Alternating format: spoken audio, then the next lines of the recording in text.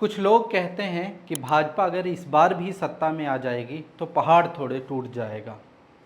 तो ऐसे लोग ये बात बहुत अच्छे से समझ लें कि मुसलमानों के घर कारोबार पर बुलडोज़र और लिंचिंग के अलावा भी एक ऐसी चीज़ है जिसका सीधा संबंध मुसलमानों की राजनीतिक भागीदारी से है।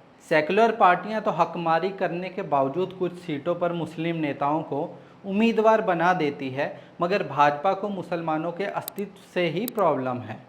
भाजपा मुसलमानों की राजनीतिक भागीदारी से इतना चिढ़ती है कि पूरे के पूरे लोकसभा चुनावों में किसी भी भाजपाई मुस्लिम नेता को टिकट नहीं देती है। भाजपा को मुसलमानों की राजनीतिक हिस्सेदारी से इतनी तकलीफ है कि वो चाहते हैं कि एक भी मुस्लिम विधायक या सांसद ना बने। मुस्लिम विहीन विधायिका ही भाजपा का अंतिम उद्देश्य है। तभी तो वो जोर शोर से इस बात को प्रचारित करते हैं कि देखो हमने मुल्लों को टाइट कर दिया, उनका एक भी विधायक या सांसद नहीं बनने दिया।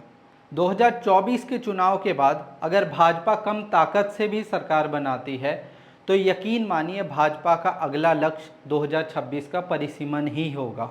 यहाँ पे ये ध्यान रखिएगा कि परिसीमन का सबसे बड़ा शिकार मुसलमान ही होंगे। मुस्लिम बहुल और केंद्रित विधानसभा और लोकसभा सीटों को इस प्रकार से काटा जाएगा कि मुसलमानों की राजनीतिक ताकत आधी से भी कम रह जाएगी। ये मत भूलिए कि इस परिसीमन का शिकार केवल मुसलमान ही होंगे। विपक्षी पार्टियों के गढ़ वाली सीटें भी इस परिसीमन में जरूर निपटाई जाएंगी। दलित और यादव केंद्रीय सीटों को भी जरूर से जरूर टारगेट किया जाएगा ताकि इन समुदाय की राजनीतिक ताकत को कम किया जा सके। सोच कर देखिए, जब कांग्रेस के राज में 2009 के परिसीमन में मुस्लिम केंद्रित नगीना, बहराइच, बाराबंकी, मोहनलालगंज, राजमहल जैसी सीटों को आरक्षित करके मुस्लिम राजनीति से विहीन कर दिया गया, तो भाजपा का रवैया क्या होगा। वहीं विधानसभाओं में परिसीमन में निपटाई गई सीटों की गिनती बहुत ज़्यादा है।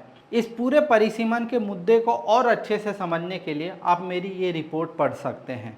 अब सोचिए, जो सेकुलर सरकारें मुसलमानों के वोटों से सत्ता में पहुंचती थी, अगर वो इस प्रकार से मुसलमानों को राजनीतिक तौर पर दूर करने के लिए इतनी तिकड़म करती थी, तो फिर मुस्लिम नफरत में अपनी पराकाष्ठा पर पहुंच चुकी भाजपा और मोदी सरकार 2026 के परिसीमन में क्या करेगी। खुद सोचिए, आपको इसका एहसास हो जाएगा। भाजपा परिसीमन के नाम पर मुस्लिम राजनीति का ऐसा सत्यानाश करेगी कि मुसलमानों की तरफ से विधायक और सांसद बनना लगभग नामुमकिन हो जाएगा। असम में अभी हुआ परिसीमन इसकी उत्तम मिसाल है।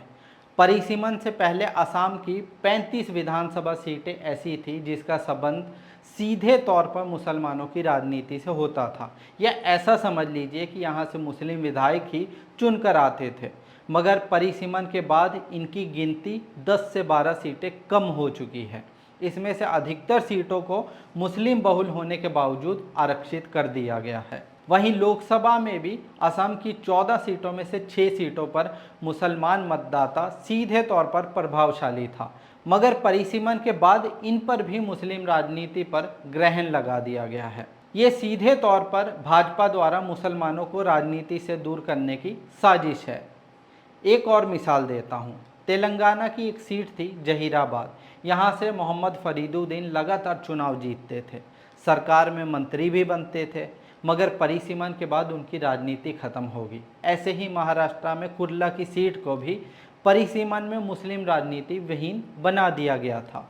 एक समय के लिए ठहर कर सोचिए, अगर हैदराबाद लोकसभा सीट का भी परिसीमन ऐसे कर दिया गया कि मुस्लिम मतदाता 3 सीटों में बढ़ जाए, तो सोच कर देखिए कि असदुद्दीन ओवैसी की राजनीति का क्या होगा।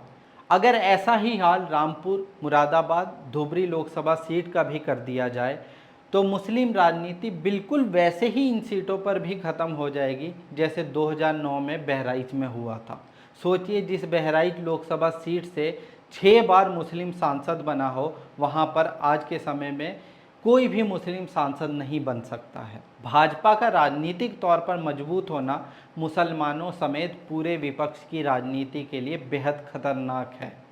परिसीमन इस भाजपा सरकार का वो हथियार होगा जिसके लपेटे में सब आएंगे। क्या दलित, क्या मुसलमान, क्या आदिवासी, क्या ओबीसी, सब निपटाए जाएंगे और सत्ता का अंतिम मजा केवल रंगा और बिल्ला के पास रह जाएगा।